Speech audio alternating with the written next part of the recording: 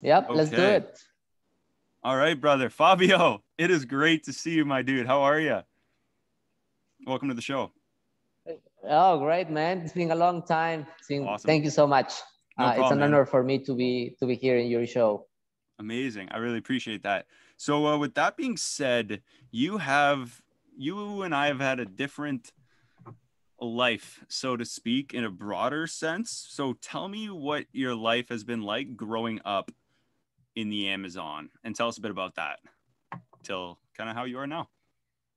Um, oh, of course. Yeah, I was born and raised in the Amazon rainforest of Ecuador, and like my early memories of my life is being like playing in the trees, chasing uh, monkeys, and looking at snakes. Oh, But when you grow up, you don't realize that the rainforest is a beautiful place, but also there's a place that we have a lot of challenges, as you know this when yeah. you visit Ecuador. Hmm. Um, Yep. so we did not have electricity until I was 14, 15 years old. Um, we still do not have access to clean water. We have pipe water, but not clean water. So there is beautiful Interesting. things. It's a beautiful place, but there is a place where you also face a lot of challenges in day-to-day life. Things that we take for granted in the city, are scarce here. Like there's a scarcity of certain things here. So Wow. yeah, but other than that, I think now it's much better. I was very lucky to be able to go to study in university. I was very lucky to being exposed to different experiences, whether in Ecuador, and also I had the opportunity to live 1 year in the United States. So yeah, when I was 14, 15, I was like, oh man, if I have the chance to go to the city, I will never come Yeah. back to the rainforest. Like I will Really? go there and find a job there and live there, but I don't want to come back because there is not much for me. There is no opportunities here. But Right. now I realize that you need to create the opportunities. They are not there. You need to Jeez. create them. Interesting. How did you end up in the US? Like you said at 14, 15, but how did you get there? Like, did somebody Oh recommend you no, go, or do you hop on a plane, like, with just randomly, no, or? no.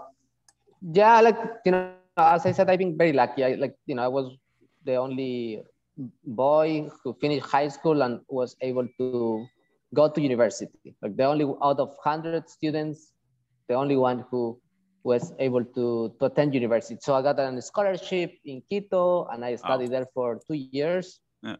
And then there was an opportunity to apply for a scholarship to study abroad. So I applied and I got accepted. So why Wow. not, right? So yeah, That's so cool, man. it was an incredible experience. Yeah, no kidding. Especially at such a, like, that's pretty young to be doing that. Yeah, Like, like no, I went to the US in my 20s, So I oh, was, okay. yeah, like I said, when I was 14, 15, I was in high school. Yeah, Here in the rainforest, it was, right. I just wanted to leave to go to Yeah, go to the city and make a experience life the there big because city. yeah, That's amazing, now I'm dude. back in the rainforest. So what is like the most of all that? Because we'll unpack that as we go. But what Mhm. is, in your opinion, the most, something that you see every day that is the most difficult challenge you face? Because you say with the lack of electricity and the lack of resources or the type of drinking Mhm. water you have, is it, like, what is it? Is it the overall group of it, of everything? It's just a lot of many challenges you face every day, or is it just one big thing that everybody faces? I would say like now, I'm an entrepreneur. We 3 years ago we started the We Toca Coffee, Yes, and sir. now I have a different perspective. But in general, I see, like, I deal with people around here every day. But in general, from the early age, you start to being, there is lack of access to a good education. Like, Mm-hmm. especially with the pandemic, it's being worse. Like, Yeah. now they say we go to online education, but the government doesn't realize that a lot of the kids who went to school regularly before the pandemic hit, now don't have internet to where they can go to attend classes. So Uh, when you are growing up, there's a lot of things that, especially when you are in a young age, you don't get exposed to. Like, let's say, when I was growing up, I love reading books, like books. For mhm. some reason, I love books. I will read the newspaper, anything that was in my hands. But now I realize that there is not a library where you can attend here. Like, there's like this type of things, and this overall thing, like, um, a lot of people bring coffee beans for us to sell Mhm. here in the center, and some of them has to walk for as long as 2 hours with their horse, full with coffee, in order Yeah. to reach here, because in some cases there is no road to access there. So there is a lot of things. But in the other hand, is like, uh, during the pandemic, where we are, we're the most privileged, I would say. There's open spaces. Nice. We're not locked down. Like, you That's could good. go and walk in the jungle and plant your own food. So Hmm. there is there's both sides. Yeah. Right. So. That's interesting, man. What I want to give you a compliment because I've noticed it when we met. We met in 2000 in May in 2018. So 3 years ago now, give or take. Too Yeah. long, brother. Too Yeah, long. yeah.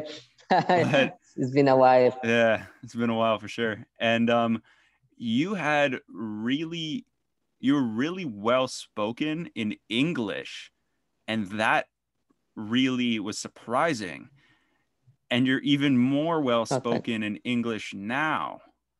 And oh, thank you. that no problem, man. Like and it's really cool to see. It's not just like, oh, you can hear it there, it's broken, but I speak quick and people tell me I speak quick and I try to use big words. So the fact that Hmm. you're on the same level catching like you're with me is like really impressive and I'm really like it's super cool, man. It's super cool to see. So I just want to tell you that. It's noticeable. It's awesome. Thanks. No problem. But Thanks. now how'd you kind of learn English? Like when did you start or were you like, oh, this is what I Uh, want to learn? I, I, for some reason, I got interested in speaking English, because, my early memories were when I was young. I never seen people reading books here. So Uh, there was a beard guy from North America or Europe. He was reading a big book, like a Bible, and huh. I got really impressed. I was in the bus and I watched him, and he was speaking in English with somebody. I was like, oh man, that's cool. I want to I want to learn English. And then I Nice. start practicing. I didn't have anybody to speak. Like, now there's people who come here and ask for sale. Like, how do you learn it? It's like learning to swim, learning to walk. You just start doing it and you fail, and then you correct. Like, I remember one time I was asking a lady to give me her address, and I asked her, give me your dress, and she was like, what? Oh, Like, oh, dude. yeah. So it's like, and Unreal. so it's like, you make mistakes and then you practice. But I would practice sentence by sentence. I will find somebody who speak English, and I will, say whatever came. Uh, Mhm. Most of the books that I read are in English, so it helps a lot with the vocabulary. That's cool. That's really something that is interesting to me with the I find somebody like you find somebody to practice with, which I think is, oh man, that's really interesting that you were able to find people in your area of the world that do speak enough English that you were able to practice conversational skills with them. That's really neat. Yeah, I was very lucky and privileged to be able to attend a high school, which its name is the high school is Yachana in our local language Quechua, which means a place to learn. And there was volunteers from all parts of the world, and they came Wow. and to teach English. So it was a great opportunity. We were exposed to this type of people because this is very rare to find, people who speak that language here. Yeah. So you had people come in and teach English. Yeah, like a volunteer program while I was cool. in high school. Yeah. So that was my opportunity. That's really fascinating. You just made the most of it. Oh yeah, like every opportunity you find, you take it. 100%. Yep. That's so cool. That's cool that people are like willing to go do that, especially through a volunteer aspect. And by volunteer, it's like you're paying to go do this, essentially, right?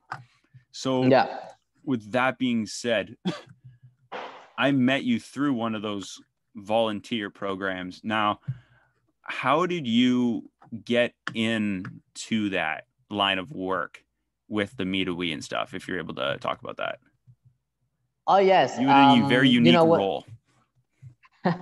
I finished university, and when I finished university, I was like, what should I do with my life? Like, I should stay in Quito or go back to the rainforest. And then after that, I took a long trip from our area to Peru through a kayak. Like in the Napo River, I went kayaking for about 1 month down to the Amazon River. Like, we stopped in one area, like in the border, and then we took a small boat and we stopped there. And Brother, I was you like, kayak to Peru?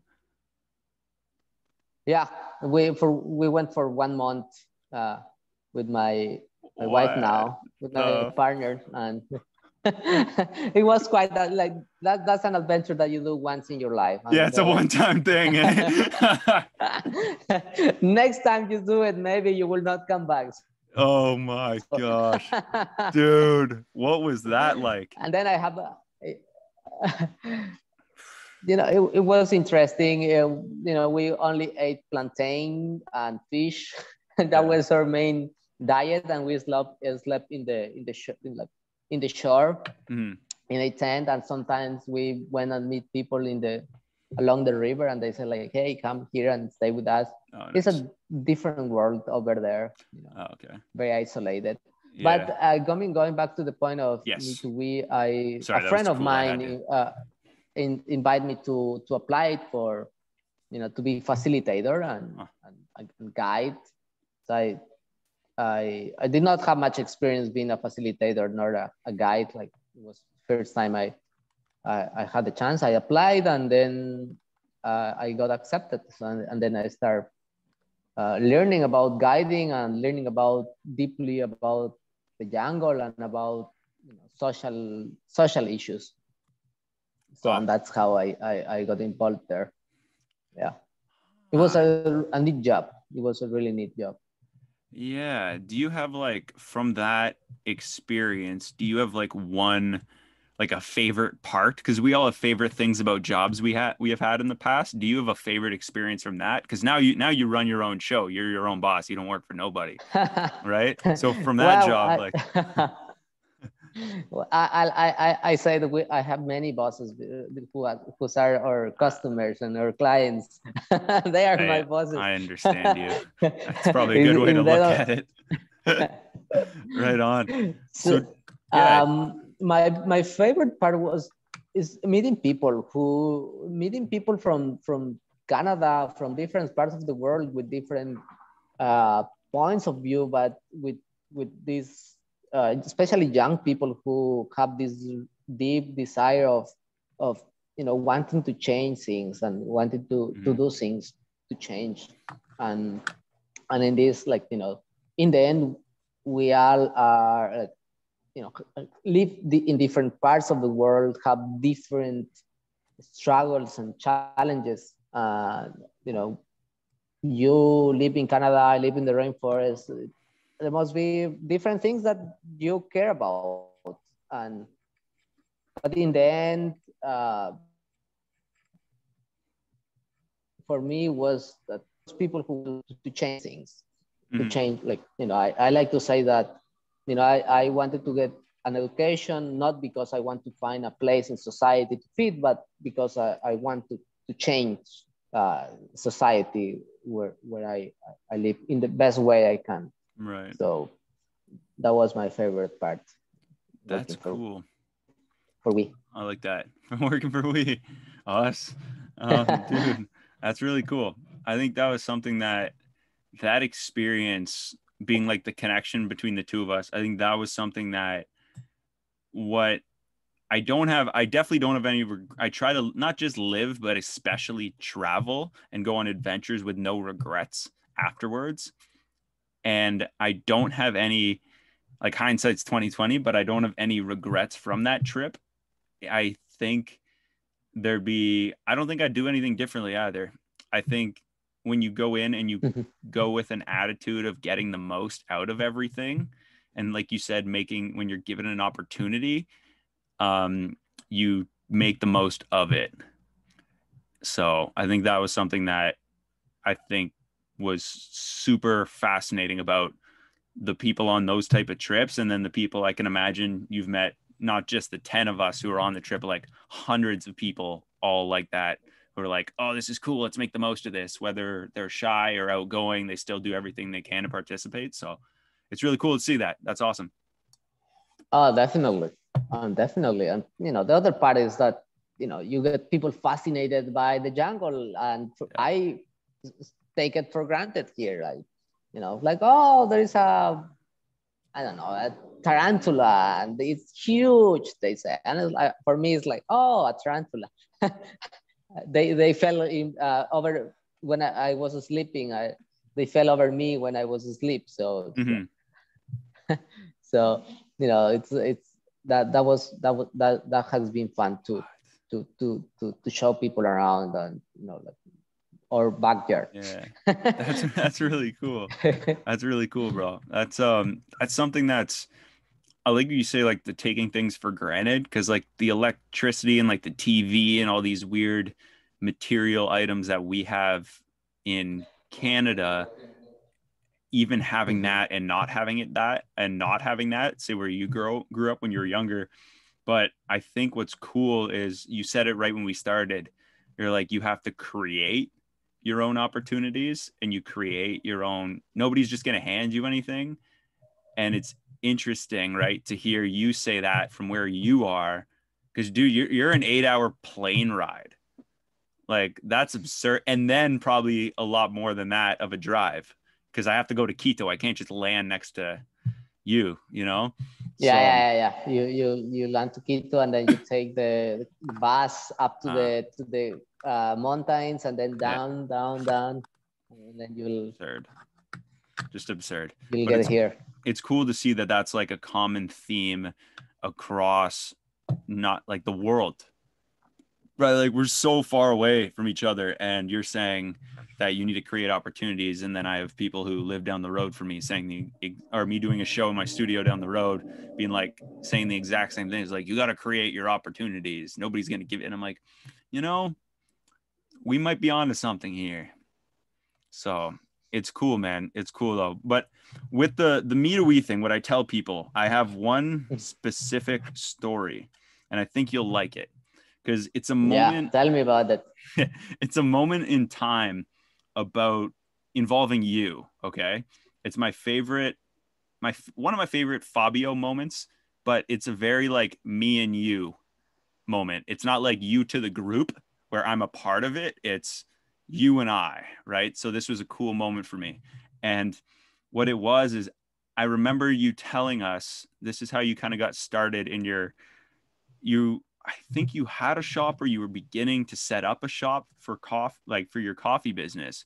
And I remember we all were fascinated. We're like, man, well, I speak for myself, but I was pretty like, this coffee's delicious, right? It's some of the best stuff. And you're like, no, amigo, I'll show you some good coffee. And then Rox was talking to us about it and you were telling us about it and we were learning a lot about it. So it was the perfect storm for me to go, hey, Fabio, can I try some, dude? Can I try your stuff? And then I remember you bringing me a mug full of it. And you're like, try this. And I was like, all right, cool. Let me go get milk. And you're like, you got offended, dude. You looked personally offended. I was like, I just really upset this guy. I'm really sorry, man. Like I attacked your mother or something, dude. I felt really bad. You're like, do you want to? You're like, no milk, no leche. And I was like, no milk in my cup. I was like, what do you mean? He's like, drink it like this. And I was like, you're the boss, man. So I remember drinking it and it was at the right temperature. There's coffee we experience here in Canada. There's a bitter taste to it after, right? Oh, okay. Yeah. So you're like, what? And I'm like, I taste it and I'm like, like I almost taste it always tastes burned. Basically. Okay. Some are just more burned than others. And yeah, it's not good, right? And so with that being said, I had it and I was like, there was none of that. There was zero. And I had never experienced coffee without that bitter aftertaste or burn to it of the beans. Wow. It was fresh. That's an honor to hear. Yeah, man, you're very welcome. And I mean that. I'm not just saying that. Like it was the best best cup of coffee I've ever had. I swear. And that's why I want to have you on. I wanted to share this. This whole thing is just so I could tell you that, man. I swear to God. Like thank you. That's best coffee I've ever had. And I'm 25. So I drink a lot of coffee. So. Oh, wow. Yeah, man. Yeah. And I can tell you that since the last time we met in the jungle, we have evolved, whether in drying or coffee beans. I'm learning about how to ferment it because coffee is a bean that gets fermented like wine. Yeah. Like just as grape gets fermented before they get processed. We have evolved. Now you see in my background there is this my beast. Yes, sir. It's a beautiful machine that we arrived on December, and we start working with it in February. So I'm still learning about using that. So it's no kidding. And it gives us a completely different flavor profile that we have been able to evolve in that sense. So I like to say we have been lucky and privileged to get support from different people, and there's some saying that the more you work, the lucky you get. So so now I would say if you try our coffee, will probably taste much better than last time. No way. Oh, dude. Well, check this out. When the borders open up, I'll make it one of my first few adventures that I make is down to where you are, brother. I'm gonna take you up on that theory. I'm gonna test that theory of yours. So you are always welcome here. Right on, brother. I really appreciate that. So with that being said, take me through kind of like why coffee? Like take me through how that all got started. Yeah. Oh, definitely. I was where we live in the jungle. It's a coffee growing region. My dad came here in the 70s. The jungle in the 70s, it was pretty much a wild place, like I would say, wild west of the United States or Canada back in the 1800s. That was the jungle in the 70s here in Ecuador. Jeez. And my dad came when he was in his late 20s, and he got a piece of land and started working. And then coffee was brought, Robusta coffee was brought here and was planted, and was the main way of living of people. But then when I was growing up, I remember in 2004, the price of 100 pounds of coffee cherries like that get harvested would cost 50 cents, 50 US cents. Yeah. And it was, it was really uh, wrecking for our economy. It was devastating. So a lot of people cut down the trees and had to move and do other things. But my dad, he did not cut down the trees because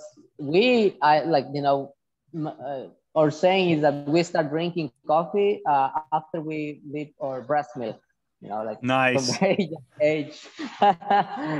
So That's unreal. so and then when I went to university, I didn't like the city. I came back and I said, like, we got to start with something. And we started with coffee. So I started roasting coffee in a pan, like in a clay pan.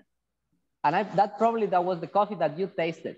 Yeah. With our hands in a clay pan, and we put in a bag and we went to the small town and sell it to the store owners. And we sell 5 bags, and I was like, oh yes, we sell some That's a win. That's a win. but we started little by little, and the only way for us to bring value to the products that get produced in the Amazon is by transforming them here. So a lot of the value that gets created through the coffee chain will stay here. And our mission, we talk, is to inspire love for the Amazon through products that elevates your senses. So that's why we pay a lot of attention to every detail that gets before you get a coffee bag. So there's a lot of work behind the scenes. Yeah. So but a big part of also that we think something that we take pride is that we are not only are paying the farmers that work with us are not only getting a fair price, but also we work in a program with one of our members who visit them once a month to see what is going on in their crops, like how can we improve their production. That's and cool. Our philosophy is to do organic agriculture, not because it's a marketing thing, but we don't even say it's organic in our back, but we do organic because it's the right thing to do. And in the long term, if I want to harvest coffee for the next 10 years, 15 years, we should do organic. Yeah, keep doing it. Yeah, so going back to why we decided to do coffee is because first coffee gets grown here. Remember, we're working with Robusta coffee, which is a totally different variety from Arabica, which is the most popular product in the market. Robusta has its, I would say, the tractors, like people who. Oh wow. Yeah. No games. They're not playing around. So, but I like to say we are in the edge of the arrow here in working with fine Robusta coffee in Ecuador. We are not the only ones. Probably there's some people in the coast doing that, but Huitoca is producing fine Robusta coffees. And back in 2019, we won the national competition for Robusta coffee, and there was a prize that put us in the map. And now people that when I went to Quito and knocked doors thank you. Every coffee shop, we went to coffee shops and say, hey, here we have some coffee from the jungle, and it's Robusta coffee. And I said, no. They didn't even bother to try it. They said, no, we don't work with Robusta. Now, some of them, last week, one of the guys, I remember, says like, hey, do you have coffee? I'm interested in selling your coffee. So there you go. It changed I would say 90 degrees. After 3 years of working on that and working on quality, Yeah. finally the results are start to showing up. That's so cool, man. So that's kind of how that would answer my question on how it kind of has progressed over the years, right? That's kind of how Yeah, it's all like come full circle. yeah, definitely, because when you were here it was just for stoves and a roof and a clay pan in the underneath. So Yeah. we were very ashamed of showing pictures of our roaster because it's probably That's funny. and now we, like, where I am now, it's like it's a lab, a coffee lab. We do chocolate, we do, and there is a coffee shop as well, so people come here and drink coffee, like, and we do Nice. the whole circle, like from the farm to the cup. Wow. I feel that's the better way to do it, because a lot of companies in the more areas more north where I am and stuff in Canada and the US, and the more more advanced technologically advanced cities have this way of, if it's all about marketing, and that's how they're getting their product out, but I always feel like it's never the best. Like, I don't know what is the best coffee to get when I'm up in Canada, if that makes sense, because if I don't know. To me, it's like we have our Tim Hortons, which is very Canada specific, right? And as far as I know, and then sometimes it's hit or miss. Like, it's either really good or it tastes like bad, like not good. It tastes burned, right? And there's always that aftertaste. It just, does this cup taste more burned than the last cup? It's kind of a guessing game. When you're paying $2, you don't really want to play that game, but Russian roulette with coffee. But yeah. So what do you know any like North American brands that are like the ones that you like recommend to people if they can't like ship yours yet, kind of thing?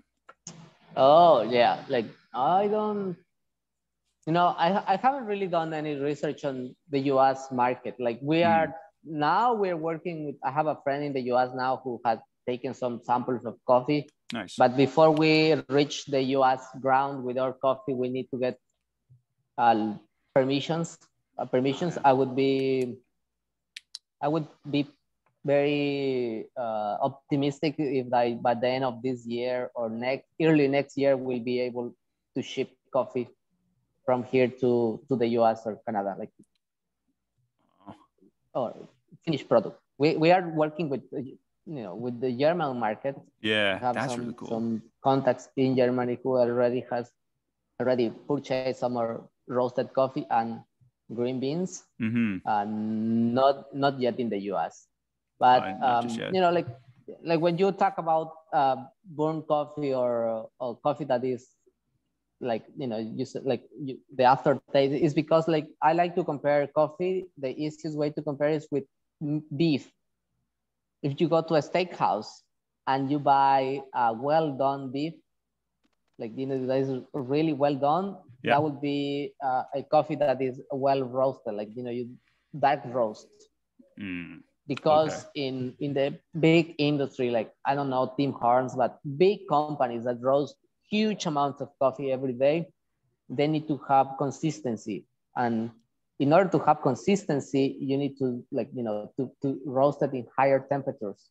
So you hide the effects of, like, there is off flavors. That makes sense. That's, yeah. Like, I think Intelligentsia, there is a coffee chain in Canada that they have great coffees. Have you heard about them? Okay. Intelligentsia. Who is that? Sorry, say it again. Intelligentsia. Heard of, but don't really. I'm Tim Hortons every day, so I gotta look into that. But I will. Intelligentsia. Yeah, Intelligentsia. Intelligence, something like that. Yeah. Okay. I see what you. Yeah. Okay, that makes sense. I'll look into it, man, because that's good to know. I was kind of hoping, I was like, man, I hope he tells me what the best kind I can get here is, because I want to change up my routine. Because if you can't, yeah. So, but nice. Okay, that's cool. I never knew that. It makes sense when you say it about like there's off flavors, like the consistency. It's not really there. So that makes a lot of sense. That's really cool. It's really cool to hear you talk about it at that length. Like you can tell you're passionate about it, and you can tell that there's like a long history, and like it's a part of you. It's not just something you like found interest in. It was something that kind of has always been there, and then you kind of used it as like you took your entrepreneurial spirit, let's say, and turned it in, and you fabricated something. You created something for yourself and your family. So that's super cool. That's super cool to hear. Yeah, and it's something that is not like, it's not only Fabio doing this. There is a lot, like, No. I'm very grateful with a lot of people who have support us along the way, and the people, like the team that work with us. But like, this is not, for me and for our team, that we want to say is that we don't want to do just this for, like, we just don't want to make great coffee and ship it out there. We want people to buy our coffee, to drink our coffee, but this is a way of life. Like, we work with farmers to improve their production, because that means they will get better income. But along the way, also there is other people who fell in love with our cause. And for example, I have a friend who decided to come and start working with the kids. Sorry, it's a huge, heavy rain outside. Oh, geez. With our kids about doing reading. Like our goal is to create a library here in our facilities for the kids of the farmers to come Wow. and learn about reading. So that's a big goal. And there is already one lady who is coming 2 times a week to work with the kids in our facility. Like, they have a space out there where we do our work, and That's so get some cool. books and start learning about about reading, about painting. So we talk is not only about making coffee and or chocolate. It's about bringing and pushing the community around together. Because if the kids of the farmer, like, we want to kids of the farmer learn to read, then they're gonna learn how to love the Amazon, because our mission is to inspire love for the Amazon. And loving something is not just to take care of it. It means to take care of something. Right. That's really cool. And that's something that I think is something that a lot of people don't understand. And what I'm curious about with you saying that, because I did have it as a question, I want to know if there's what are some misconceptions people have about when they hear the word rainforest or Amazon? What are some things, if that makes sense? Oh yeah, it makes a lot of sense. Main misconceptions is that people, like, believe that like, especially in the cities like Quito, that is very close to us, believe that the jungle is a very dangerous place. Like, the jungle is, people live in trees and they don't have phones. They communicate with the smoke, smoke signals. We still are cavemen. No, I'm not kidding. It's something that people in Quito or other cities in Ecuador still believe. And that is the jungle. And the other misconception is that the rainforest is a place that is like, there is not many people living here. Yes, there is not many people living. There is a lot of people living here. And also where I am in the northern part is a main oil production. This huge oil production in the northern part. Oh, wow. So this like the main production of oil for Ecuador comes from this area of Ecuador. How has that affected, like, how has that affected the rainforest at all? Like, is it, or is it? So much. Yeah. Oh, there's huge damages that, you know, oil production causes. Like, do you hear about the Chevron Yeah. oil Yeah. issue with Steven Donziger? Yeah, dude. Yeah, Like, I heard of that. yeah. So it's you know, I remember when I was 10 years old, I went to the northern part of, because I have family living there, and Yeah. and I remember like seeing the big trucks throwing oil in the street. And then when the rain came, like it will take all of that to the rivers. And my dad says that when he lived there, he has to, you know, move oil on top in order to get the water from the bottom to drink it. So it's a huge issue. It's a huge issue. That's no good at I'm very all. lucky that where we are, we are not, we don't have oil production, but in the northern Yeah. part, it's huge. Yep. That's horrible. It's Dude. bad. Yeah. Yeah. Is there like I'm sure there's got to be like laws they have to follow that's like, oh, well, they recycle X amount or they have to rebuild what they break down. But how do you rebuild trees like that? Like, it's not just your average pine tree, you know? Oh, man. Yeah, That's it's lame. it's yeah, like, you know, man nature is a very difficult relationship that uh you know, we are breaking. Like now you see the record temperatures and you see Mm. rainforest being cut down, and that's why I believe now, like I believe that, you know, doing coffee in the way we do with the people around here. The indigenous people have a system known as chakra. Mm-hmm. Chakra is this way of, like, Chakra. you know, you not only have coffee, is permaculture. In the Yep. Western world will be permaculture, where you have not only coffee trees, but you have plantain, you have Yep. cassava or yucca, you have fruits and lemons. Mm. And uh, coffee in a way allows you to keep the rainforest as much as possible safe. If you, Yeah. for example, like in the other hand, you don't do coffee, you do cattle, like, you know, you put cattle, you have to cut down everything down, or you do corn or rice or other crops that Mm-hmm. are short cycle crops. You need to clear the land in order to plant. And the issue with, let's say, people who want to keep the jungle is like they go to the farmers and say, no, you cannot cut down the trees. But what the family would say, what would I feed to my kids? What would I, you know, eat myself? So I need to cut down the trees. Yeah. So that's why um, I believe coffee in a way preserves the jungle. Interesting. Just the way you're you doing everything organically and working, not working for it, you're working with farmers and everything in the area. And like, it's a really cool process that you set up, especially with the message, like showing it love and spreading love for the Amazon and taking care of it at the same time as creating a really, like, really good products in the coffee and the chocolate. So, man, that's really cool. That's really unique. I really like that a lot. I think it's really cool what you're doing. Long term, I would say, a strategy. Can you hear me well? I think the connection is a little bit off. Oh, that's good. That's good. Yeah.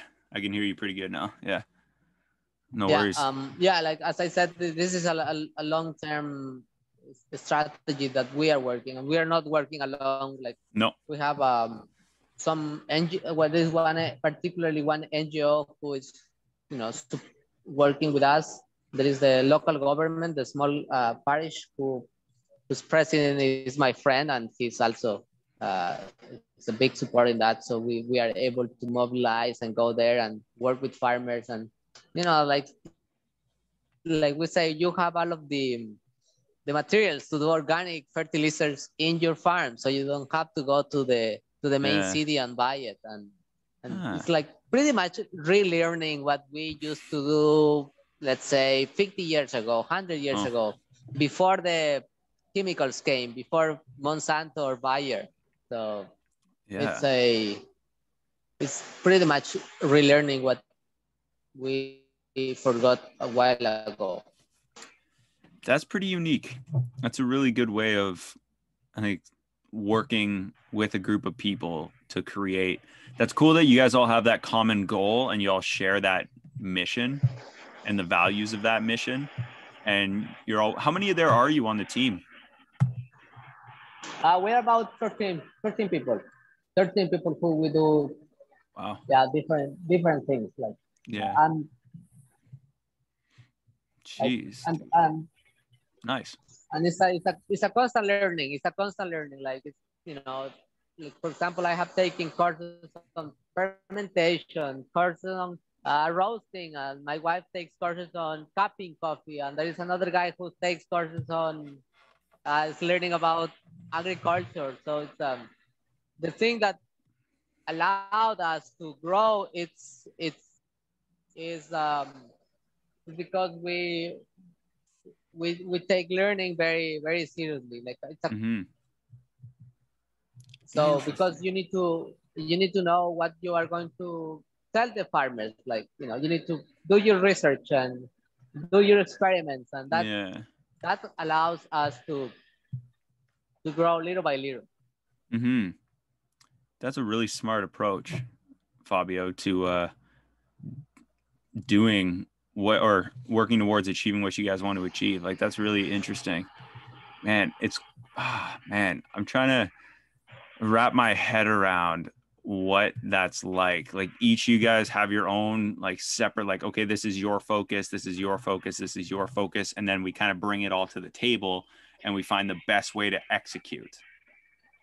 Right?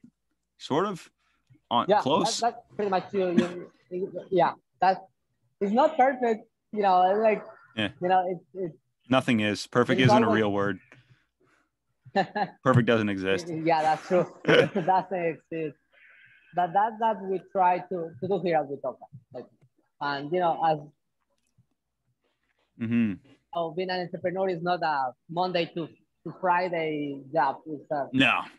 Nope. No, sir. It's a it's an everyday job work, and you know, you need to work with a certain level of uncertainty. You Mm-hmm. know, there's certain level of not knowing what's gonna happen next. Yeah. And you have to live with that. Man. Oh, I commend that. Like that's a lot of hard work. But it's if it's for something you're passionate about, I'm sure it makes it like it makes the bad days not that bad, eh? Yeah, Something like that. Yeah. you So have to have. no kidding. Yep. So with that being said, you said it's a full time. It's not just a Monday to Friday, 9 to 5, clock in, clock out.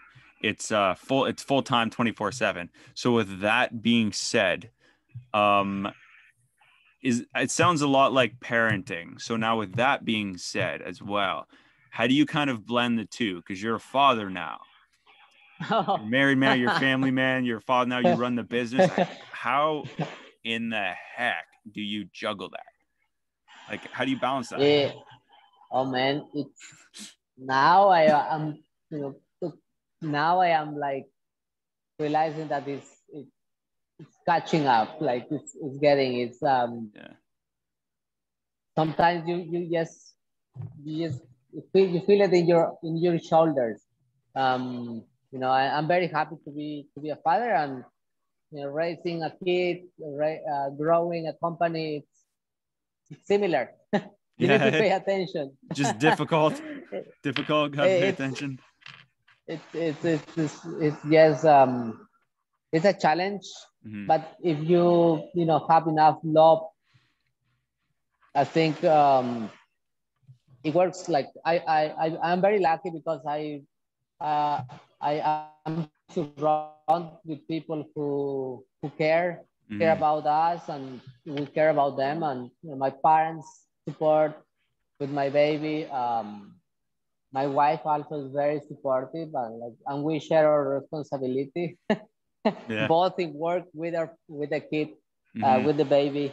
Um, but yeah, like the good thing is that we can carry the baby around. Like we like sometimes when I'm roasting, she's over there with in the little car, and when I have to go, and we carry our baby around. So, Nice. Part of the team. but it's yeah, it's part of the team, but it's a work. Yeah, Yeah. and you believe that when baby grows, gets older, is it's gonna be better. Yeah. Maybe not. Maybe not. Maybe now. That's funny. Oh, dude. Yeah, That's but it's hilarious. fun to be a father. That's good. That's cool that like, yeah, it probably helps you guys are both in the business and you're able to like juggle it back and forth, and it works out pretty well. That's cool. That's good to hear that it's like it's a challenge, but it's smooth. I think anything that doesn't pose a challenge isn't something you're going to grow out of. Like if it's not challenging, you're not going to gain anything from it, right? Yeah. You got to be pushed a little bit. So I think that's really cool that's like there's multiple challenges but you're tackling them all. So that's intense, man. That's awesome. That's really good to hear. So I like that. I like that a lot. So with that being said, do you have any kind of, as we wrap this up, do you have any kind of I almost want to do two pieces of this question, but any advice you have for, it could be like just for people in general, let's say young adults, like people under the age of 30, let's say, Oh. any like general advice for them? And then I have kind of like a piggyback question off of that one. So we'll get to that one in a second. Oh. Any like advice for people kind of in their young adults, late 20s that you'd pass on? Oh, advice. Oh, I'm getting bad at giving advice because the more I read and learn, I'm like, oh, maybe I'm You're like, wrong. I don't know anything though. I can't tell people what to do. Yeah. I'm like Socrates now. Like I know that I don't know, Yeah. but I think for advice is that I tell all of the young kids that work for us, like you can lose money, but you can, what if you lose your time, and you will not you will not get it, Mm-hmm. you will not get it back. Right. And the other thing is that like sometimes you realize that you know something, and then you start learning about, and then you realize I don't know. And things sometimes things that people tell you are not necessarily true. Right. Like when we started coffee robusta, we talked about coffee 3 years ago. We got so many people telling us, don't do that, a product is bad, Mm. do Arabica, mix it with Arabica, probably people are gonna like it. And we were so stubborn that, uh, you know, stubborn, and we didn't Yeah. listen. And it's like, our gut feeling, or, we kept doing it, kept working. And finally, like, people who said that are turning around and are actually started to believe. Like if you have some confidence about something and you feel that it's the right direction to go, Yeah. you should go in that direction, despite of you know of the naysayers that you will find along the way. Mm-hmm. Just follow through, man. I like that. I like that a lot. I think that's something that, yeah, like that's well said. There's nothing I really have that's kind of I can add to that. So that's a good thing. I like that a lot. That's something that's, man, that's cool to hear. That's cool to hear you say. Now, with that, do you have a final, not piece of advice or anything like that, but second part of this as we kind of trail off? Do you have like a final message you want to share, whether it be like tell people about like the coffee business or what you guys are trying to do a bit more? Like if you have one little piece that you want to share, or where can people find you, kind of thing. This is your red carpet moment. So, oh wow. This is your time to plug it. Like share. Yeah. Like bullet pop pop. Yeah, like what we do is doing coffee is one way for us to spread awareness for the rainforest.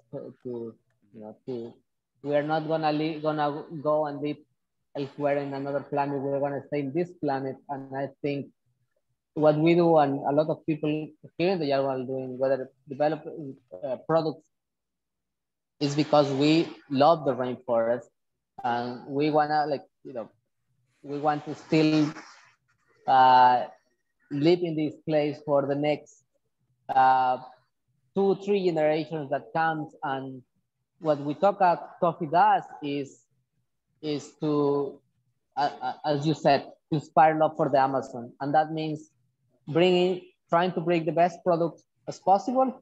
But in the other hand, while we are doing that, is taking care of the rainforest, taking care of the forest where we work, but also the people who is behind that, not our staff, but the farmers and the community around us.